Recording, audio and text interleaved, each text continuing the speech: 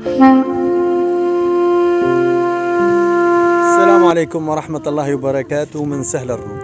طبعا المطر اللي صار هاليومين ما شاء الله ولا بكل الشتاء صار، بالأخص المطر اللي صار امبارح بالليل من أذان المغرب لحتى الصبح والدنيا نازلة بالمطر ما شاء الله، ولحتى الآن الجو مهيئ للمطر.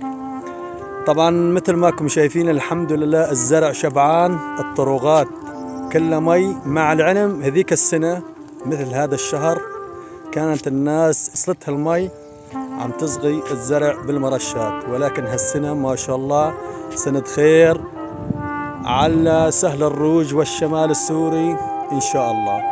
طبعا يمكن في ناس تضررت من هذا المطر، من مثل اللي زارع الجلبان التركي، اللي زارع الكمون، واللي زارع الحبة السوداء، يمكن نتضرر من هذا المطر، ولكن كل شيء يجي من رب العالمين يا محلاه.